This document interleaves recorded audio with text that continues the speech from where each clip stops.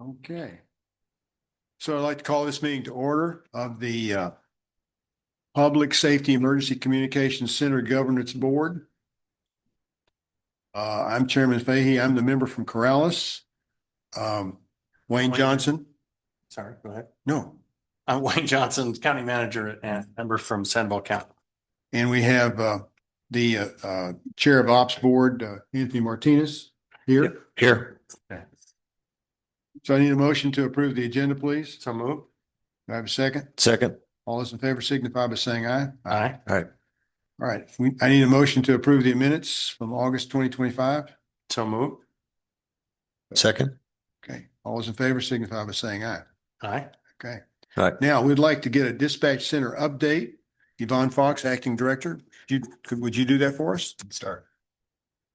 Mr. Chairman, if I may start. Oh, yes, sir. That is the voice of Eric Masterson, Anderson. Deputy County Manager. I'm going to be sitting up here this time again just to support Yvonne and Amber today. Although shortly next year I'll be sitting in the audience because Mr. Chairman, as you'll remember, last time there was a discussion. Administratively, we moved forward, and I would like to announce formally that Acting Director Yvonne Fox is now Director Yvonne Fox. So Congratulations. Thank you. you're going to hear from her today on some of the updates, etc. One of the things that I just want to convey to everyone is that now that we have a director, she'll obviously be giving her vision, working with me and the county manager and the JPA members over the next several months to come up with, her vision of the center, working with you to get that approval. What does the staffing look like, etc. So for the time being, the assistant director position, we're just going to hold on to while she develops that. I'll work with her to the best of my ability to refine that and then bring that before you for the future meetings, especially as we start talking about the budget. So I just wanted to make that announcement. Mr. Chairman, thank you for that. And I'll pass it over to Director Fox. Thank you, Mr. Chair. Just the update, it became we recognized our needs fairly quickly when we first started. I think because we didn't have accurate statistics given by Rio Rancho Dispatch Center on what exactly our call volume was for the county individually. In terms of phone calls, that's kind of hard to do because you don't really know what the calls that are coming in, where they're supposed to be directed to. But for calls for service, it was that still wasn't as accurate as we would have liked, just due to the way that they code the calls. So it became we recognized very quickly that our staffing level was, we needed to up our staffing level in terms of the phone calls and the dispatching those calls. Then as we got NCIC, then that became even more apparent. Our staffing level is not what it should be to provide the type of service that we are wanting to. We are doing it, but it's at the impact of the employees in the sense that they're just working a lot. NCIC is what, for those who are listening? Oh, I'm so sorry. It's where we run people through the National Crime Information Center if they have to check to see if they have warrants or anything like that. Okay. And check to see if a car is stolen. Yeah.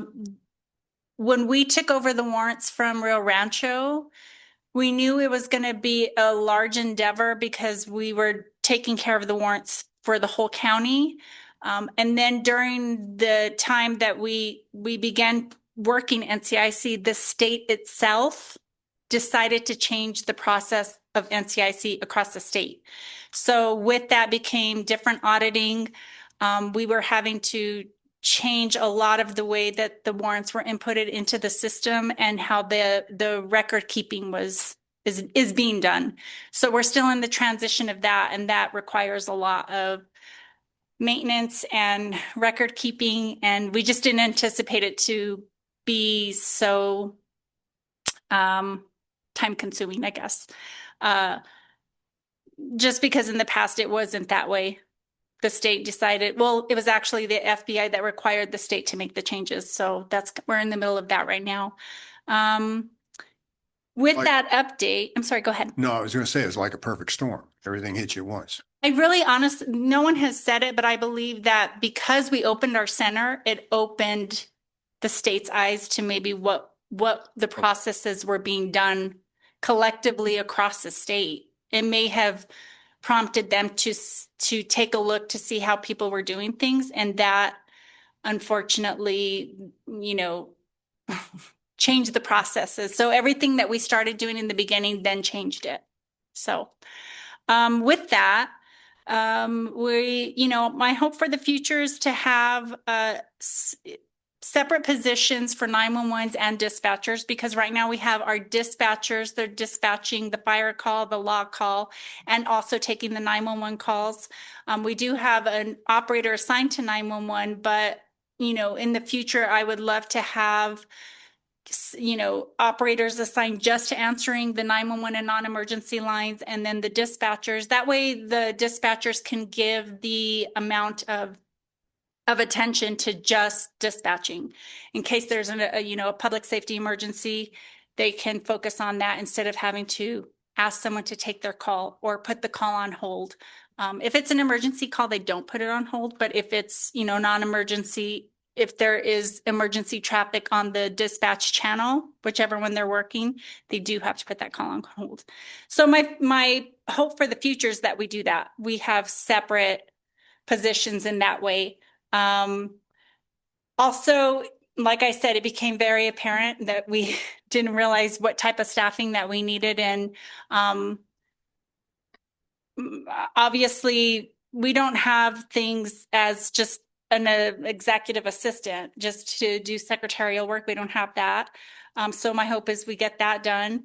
To separate the NCIC TAC, which is the NCIC person who is going to keep record of all of the warrants and making sure that we are in compliance with the FBI and the state. So that's their job, but I hope to make that like a separate entity within the dispatch center. Of course, working on the assistant director, because right now Amber is our operations manager, but she's also our training coordinator, our assistant director, our executive assistant. I mean, she's really doing the job of like 15 people. She's doing fantastic, but I really would love to take some of that off of her plate.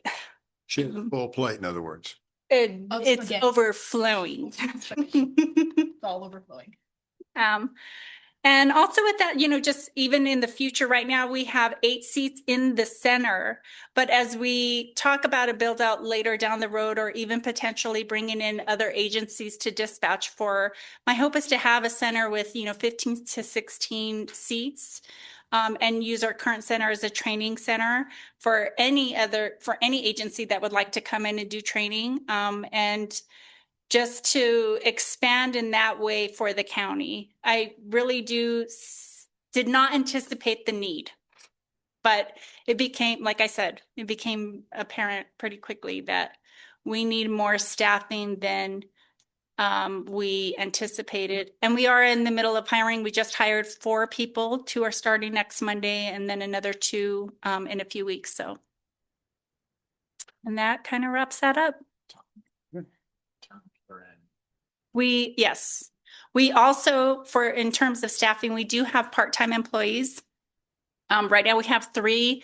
They all have experience dispatching. 2 actually used to dispatch for SRECC. And so they're very familiar with the county. They're familiar with all the agencies that entails. And so we have those 2. And then which one of them is a Corrales firefighter. So it's very helpful because he understands everything when we're dispatching in that discipline. And then we have another part-time employee that came from another agency, and she's almost done with her training. We're also looking to open PRN positions so that we have Lauren Zabicki, who is our lieutenant with the Sandoval County Fire, who's also helping us train in the discipline of the fire dispatching. So she is not only knowledgeable in the fire realm, but she knows exactly what they need in terms of the dispatching. So she's assisting with that. And then we have another employee within the county that started in dispatch, and she has since moved on because that was her dream. to move to another division. And so we supported her in that. Although we did want her to stay with us, she has agreed if needed to work for us when we are short-staffed, which we are right now. So we're working on that for her. And Is there anything else? Sheriff, Yes, sure, go ahead. Ms. Fox, I think one of the things that also needs to be underscored here is you're talking about additional positions, but we're not fully staffed yet, nor have we been. No. And part of that was we had a large pool of applicants, about 50 or more, as I recall. We had over 100. Even vetting through the 100, we had about 30. And then just, we'd hold the interviews, and it depends on, we had no shows, and just picking the right person for this type of career path. It's definitely a career path, and it entails a lot of dedication and understanding and what that means. So. And as I recall, there was also some issues with availability of training staff when we're trying to stand up the center at the same time we're trying to hire for the center. Right. It became problematic because of the staffing issues. That's correct. The reason I bring this up is because I want the board to understand that the center hasn't been fully staffed. No. And so this isn't quite as big a lift as it may sound. I mean, it sounds Right. like we went in with, we didn't know how many people we were going to need. We didn't get to the number that we needed. So we've been running some additional overtime to try and cover for it, which you have to do a lot of times with these centers anyway, because there is some high turnover. It's a high burnout type of profession. It's very difficult to hold and maintain dispatchers. It is a life choice that dispatchers make. And some people get into the business and they find out this isn't really what I thought it was. And it's a very tough job to be engaged in. So Not as glamorous as on TV. yeah, exactly. So I just wanted to point that out, make sure that the board understood that we're not walking in and saying, yeah, we want to double the size of staff. No, that's not where we're going, but there's some basic needs, administrative staff. When you're trying to, an assistant director, when you're trying to perform both training and hiring and administrative functions all with two people, you can run out of time real quick. Right. Mr. Chair, County Manager, also, when we started, it's typical in dispatch centers that training is anywhere between 3 and 1 year worth of training. And that entails classroom for 6 weeks and then live training for another 3 months to 4 months. And then they're released from training to actually be a dispatcher without any guidance by a training officer. Our dispatchers got live training the day they went live. The day they went live. So they started their live training with the radios and the CAD system and the officers and the firemen calling out on the radio the day that we went live. So if you look at it from that perspective, they're only 4 months into their live training, which there has been great progression and significant change. And that is because they have been live training for, 4 months. Is there a probationary period for them? Within the county, yes, it's a 1 year probation from the date of hire. Okay. So that encompasses training and the 6 months of live training that you plan to have. Yes, sir. Okay. And that's the update. Ms. Sherman, before we move on to the next item, the other things that I'd like to add to Director Fox's report, as we announced, we did go live with the 911 calls about 2 weeks earlier than we had initially anticipated. That was something that was quite surprising that the phone company and Lumen and Motorola were able to get together and deliver on that. So that was exciting to do. We appreciate, and I'll publicly say this, we appreciate Rio Rancho's patience as we work through some of those challenges. So, and I feel like we have a positive working relationship with Rio Rancho, and I suspect that relationship will grow. So look forward to that. Also would like to, just on a kind of a general update, Mr. Chairman, 2 of our project managers from MCM, our consulting firm, are here, who obviously have been with us this entire time. So I wanted to publicly say thank you to them and their team. And in addition to that, Mr. Chairman, one of the things that is going to get brought up a lot, I suspect, during the operations meeting is, and we've talked about this for years, we still are struggling with some communication issues, especially in kind of the rural areas, Jemez particularly. A new agreement that the county has taken on with MCM is to actually try to help better identify some of those challenges. I feel like I know them. We have strong people in the county that know what some of the challenges are, but we're going to really put pen to paper on this and do a study while also on a parallel path start identifying solutions for the radio system in the rural areas. So that's a big lift that MCM is going to help us with as well. I believe they've already started talking with some of our partner agencies, kind of on the next steps for that. So definitely wanted to let the board know about that and just say thank you to MCM. That's all I Okay. got. And this is the radios that you're talking about. Yeah. right? So, and Mr. Not the Chairman, addresses. right, Mr. Well, that's still, Mr. Chairman, that's still an ongoing thing. Yeah. So we have two basically three big projects with MCM. They're working on the addresses still. Jason's kind of the lead on that one. So he's dealing with a lot of the addresses, which the mapping is substantially improved since where it ever has been. So that's been a huge accomplishment. Simultaneously, they're continuing to work with us on just the dispatch kind of nuances, challenges that come up in the center. They're helping Director Fox and Amber kind of work through some of those, sitting down with the dispatchers, making sure that they have everything they need, working through RMS transition still, et cetera. So they're still supporting us on the dispatch side. And then the third project is that radio piece. So we're really going to dive into the radios. What do we have? What do we need? How do we procure it? How do we move forward with it, et cetera? So a lot of work still to be done, but they have done a lot of work as well. Okay. Mr. Chair. Yes, yes. Yes. I just wanted to give the board an update also. MCM, we met yesterday with our planning and zoning administrator, and they're really helping the village of Corrales prepare and review. In this transition, we had to identify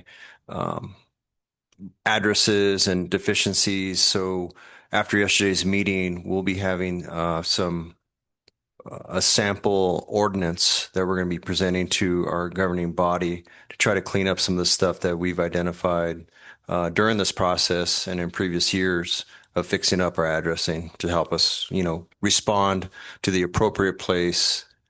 Instead of having, for example, we have areas that have been identified that have a home with multiple addresses or multiple entrances. So we're going through it. And so we appreciate the county, offering this to the village of Corrales. This is something that we've been looking at for years. We just didn't have the funds to hire a consultant. So we're going to take advantage of this. So thank you.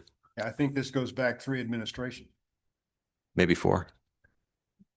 Well, I mean, and we've actually looked at it closely.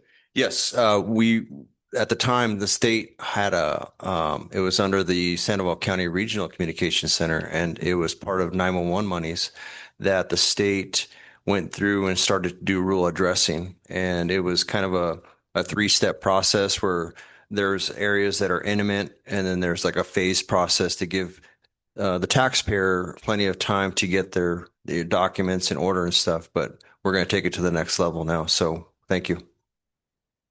Yes, we have some places that have 2 different addresses on 2 different streets. Mr. Chair, I've seen that many times. It's quite frequent in Bernalillo County as well. Oh. This is a statewide issue. Okay, all right. And not just a Sandoval County issue. Not just Corrales. Which is why, Mr. Chairman, MCM is so excited to be here helping us out. And Oh, I bet that is exciting. Yes. I once had to walk out and tell somebody that, no, you don't live on this street, you live on this street. And they were not terribly happy about that. Because all their paperwork was on this street, And Mr. Chairman, they do offer in this, sure, they told you about this, Chief Martinez, but anytime if they help any community with a proposal for mapping or something of that nature, they're willing, whether virtually or in person, to be there to support this as well. I hope I'm not speaking out of turn. Okay. Yeah. Thank you. Mr. Chair, I have another question. Yes, sir. Just this, I guess this is a question based on the budget. And I know that Amber and I have talked about, some of our events, and I'm trying to get them to come out and share what they do and who they are. And I don't know if there's anywhere in their budget that they might have a line item to help with some of this advertising of like a banner and just stuff to give out. I know we had a trick or trunk, and we have some other events coming up in the village, and I know other agencies have events, but we'd like to get you out there and talk to the public and explain, maybe recruit. So I just wanted to add that. And um, do you guys have a line item for that, or is that something we need to look at? Actually, if you just have ideas, perhaps we could come up with the village could come up with some funding and maybe partner with Sandoval County and deal with this in some way. Any ideas other places have done to try to get out the information about 911, maybe when they first begin, or how the individual homeowners can help, for example, addresses, that kind of thing. Right. Mr. Chair, we do have a line item. We just haven't, our focus was at the time getting the 911 started and just training our employees for the NCIC and then the 911 calls coming in. So now that we've jumped over that hurdle of getting in the building and dispatching in NCIC and 911, now we can focus on doing that stuff. There's a public safety day. Was it next week? Thursday. And so we are participating in that. So we're offering our employees, if you want to be a part of the recruiting, we have another recruiting event December 11th with the state down at the state fairgrounds. So we're starting to slowly get all that going, but we do have a line item for a banner. I just have to order it. I just haven't done that yet. If you could send a couple of sentences to Melanie here in the village, and we could put that in the mayor's message. Okay. Talking about just those kinds of things. If you have an interest in doing this, call this number, go to this website, whatever, and Absolutely. maybe describe a little bit about what's going on to introduce that subject. Sure. And then or when you're having public safety day or recruiting day over in the at the expo or wherever you're going to have it, include that. But 2 or 3 sentences just to kind of cover, just to introduce it. Sometimes we get That's a great. person's attention, and then they'll talk to another person, Okay, great. And Mr. Chair, Yes, it's sir. cost effective. Oh, it's cheap. Yes, We like that. it's very like that part. inexpensive. You just do an email, basically. Okay, so next, are we going to go now to the dispatch center budget? Mr. Chairman, yeah. So Yvonne kind of combined 5 and 7 for you, just for the I record know, I there. thought So that. yeah. So we'll that's all right. That's all right. We'll go to 6. I put together a budget, and Mr. Chairman, I'd also like to offer, if the board would like to see this differently in the future, I'm happy to put this in any sort of format that you feel is appropriate. But at the top, Mr. Chairman, is our revenues. At the bottom is the expenses. At the top, you'll see, and this is on me, I just need to formalize those dispatch agreements that we have between the board and all the partnering agencies so that we can start collecting that revenue in red that you see there. So those hopefully will go out soon. It'll be contracts between the PSECC and the actual receiving entity with that allotment on there. As Mr. Chairman, as you'll remember, this was a budget approved moving forward with existing kind of metrics to come up with these numbers. However, by probably the February, March timeframe when we meet again, we'll have some additional proposals to consider for the board to consider on how we best determine how to charge the entities moving forward. So, but that is what we have for this current fiscal year. Down at the bottom, you'll see the expenses. There's obviously one item that probably sticks out to you because it's in red, and that's our overtime salaries. Mr. Chairman, that is kind of what Director Fox was talking about. Because we have some staffing shortages, we've had to utilize a lot of overtime, plus the go live required overtime training, et cetera, et cetera. However, we have, I'm confident that with our salary savings, because we are not fully staffed, we are comfortable with where the budget is at, and closer to the end of the year, we'll just kind of reallocate some funds to shore up that overtime budget. So this budget doesn't look balanced. Am I That's- awful? Am I Mr. viewing Chairman, this it's not because I abnormally? forgot to include one of the that 1.112 as well, actually, that's not, that's I mean, because I I'm looking forgot at to the do a bottom. total. I'm looking at the grand totals. Yeah. In the expense, in the revenue grand total, I'll have to give it for you, but it's three numbers combined. It's the 1.1 million plus the 479 in revenue that we still need, plus up at top, the 963,000. Oh, okay. Well, that helps. It looks like I accidentally exempted the grand total for that revenue line item. I apologize. I will make sure that that is corrected moving forward. Okay. I just think that people would look at that funny if $2 million we in the just red. did. You're right. We absolutely just did. Yes, sir. So I will get that corrected because yeah, that is I just missed that when I printed this. I must have just missed the totals. So I apologize, Mr. Chairman. Oh, it's okay.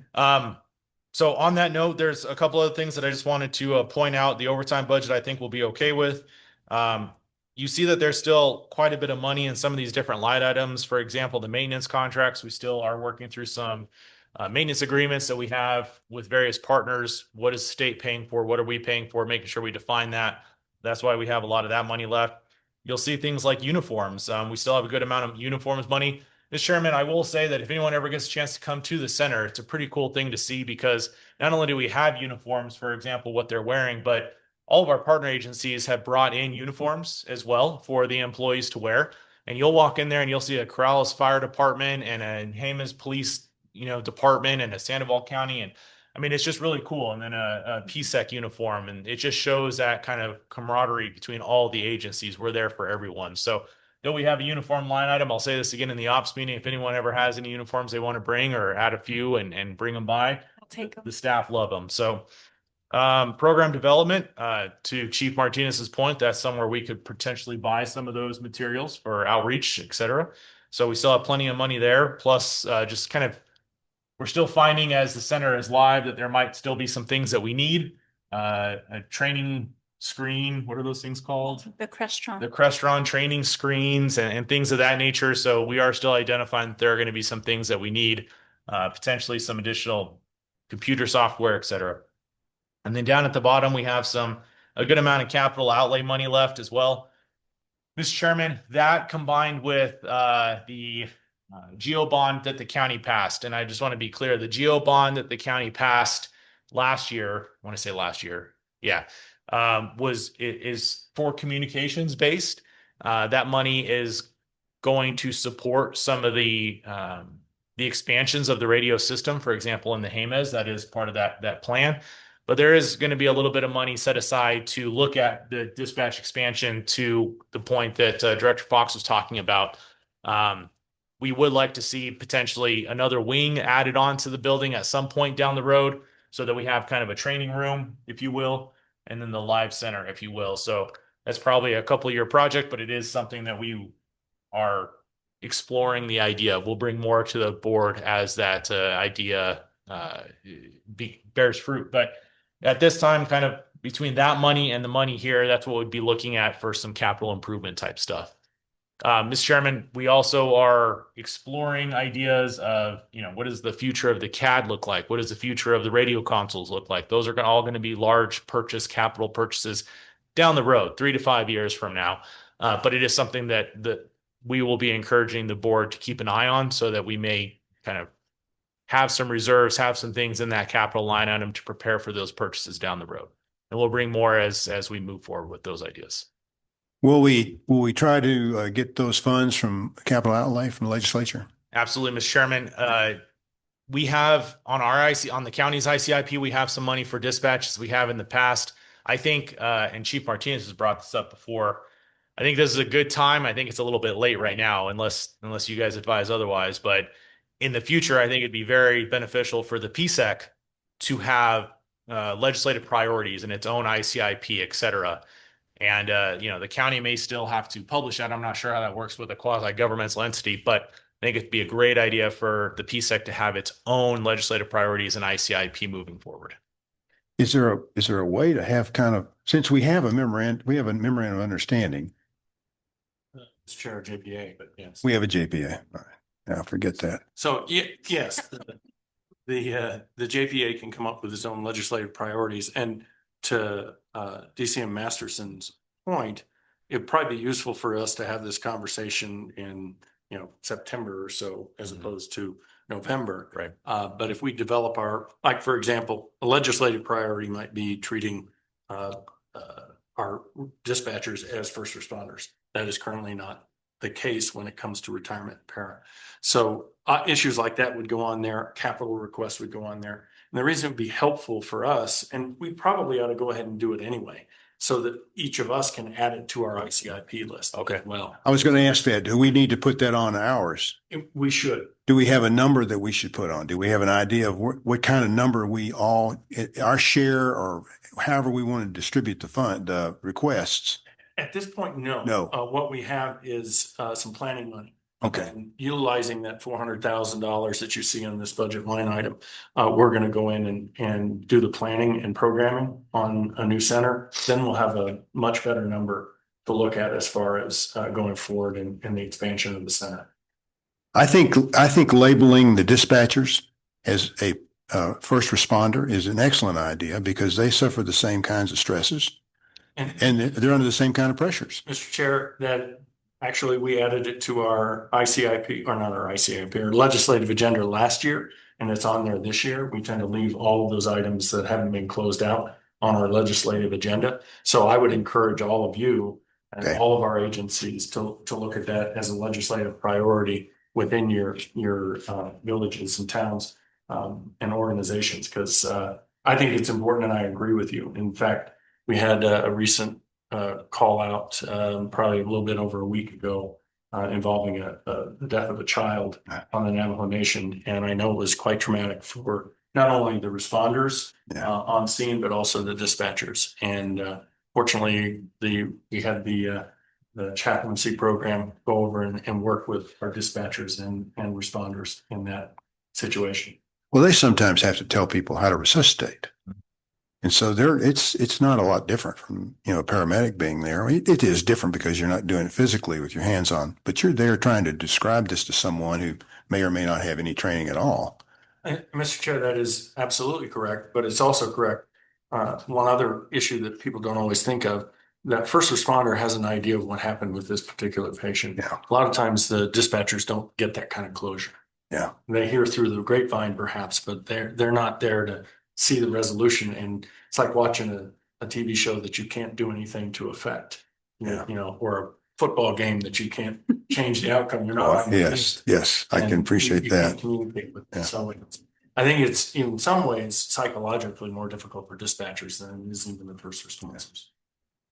And Ms. Chair, we're happy to send that language out to all of our partner agencies. So if you'd like to kind of see how we worded it, it's very simple, but we just support 911 telecommunicators as public safety members regarding para. I think it would also help with a lot of recruitment, retention, Well, they know they have support. Absolutely. That's the key. Absolutely. So They've got their back. That's right, sir. The other thing I just wanted to say as part of the update, I forgot about it until you had mentioned it, but the sheriff's office swore in several chaplains that had reached out and wanted to support both the center and public safety teams.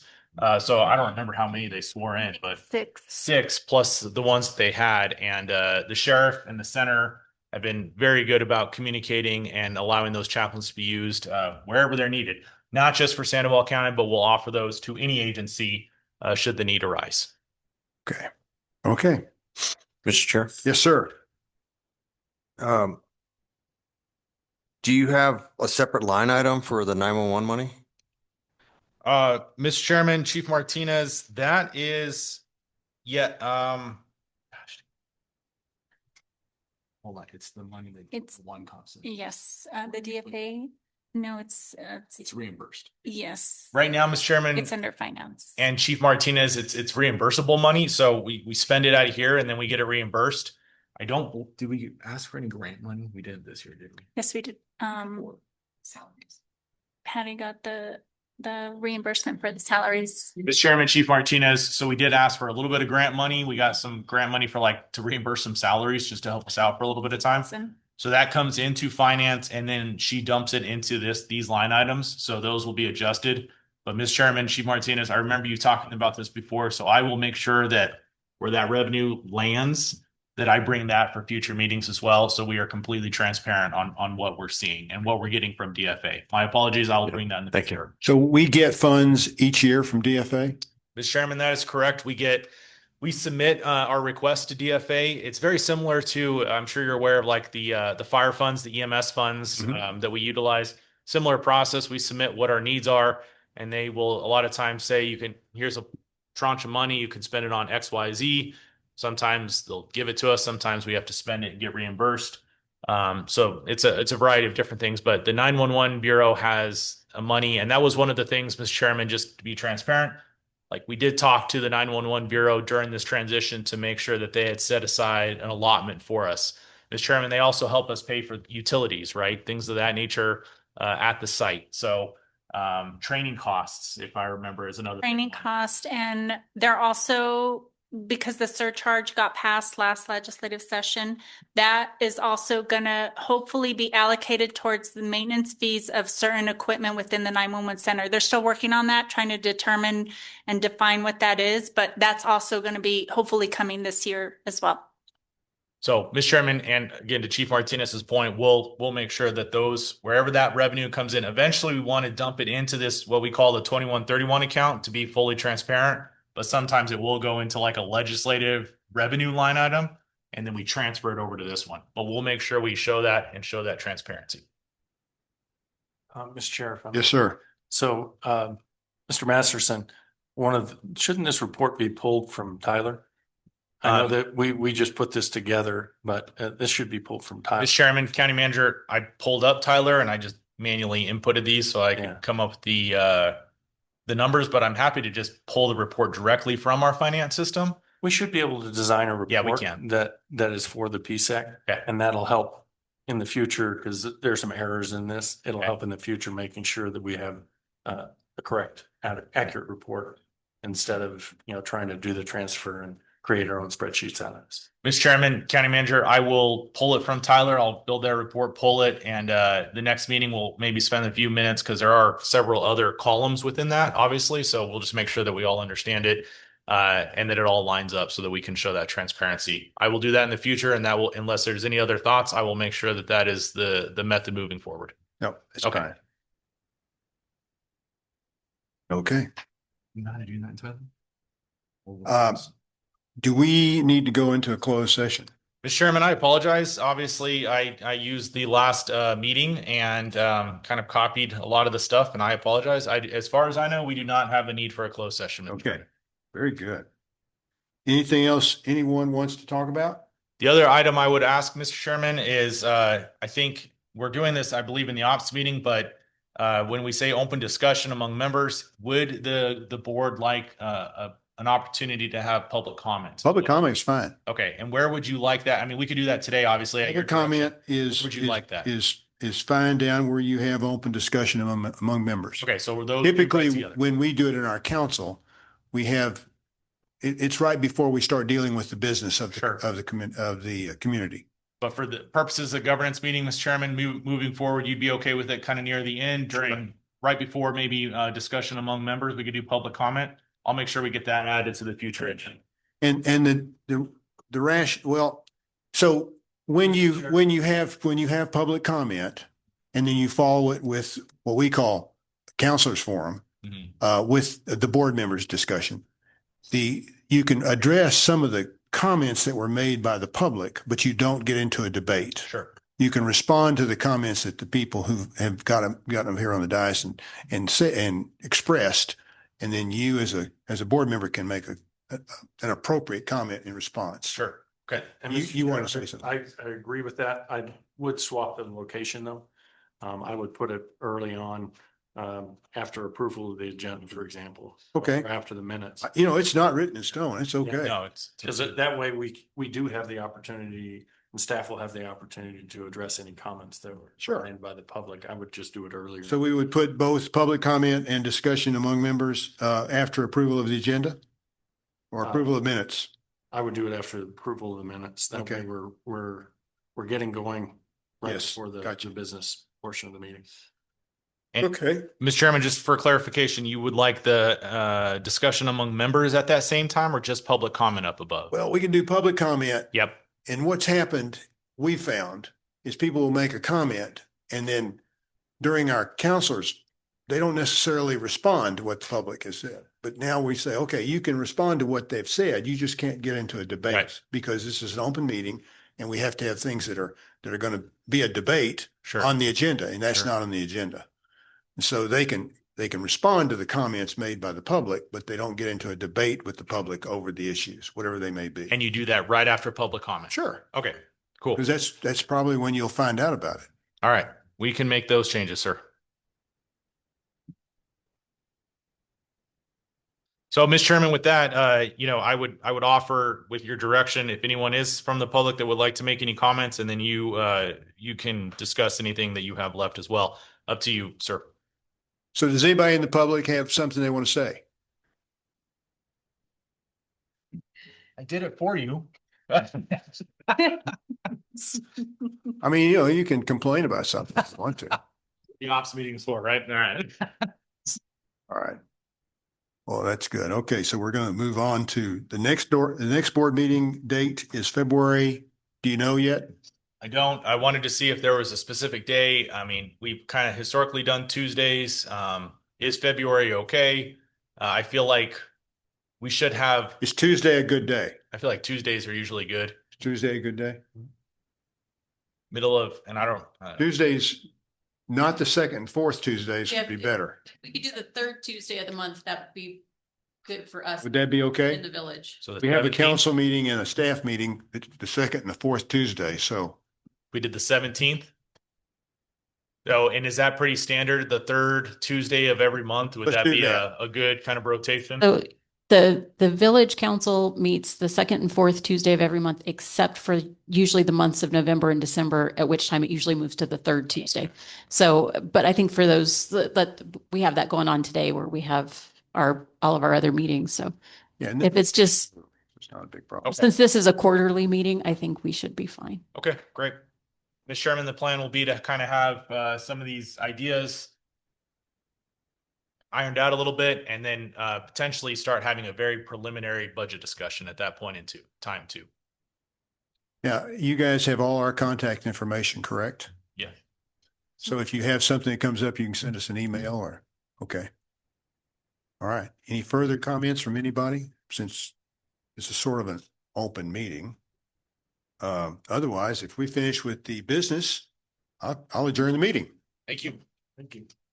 All right. We'll move on to the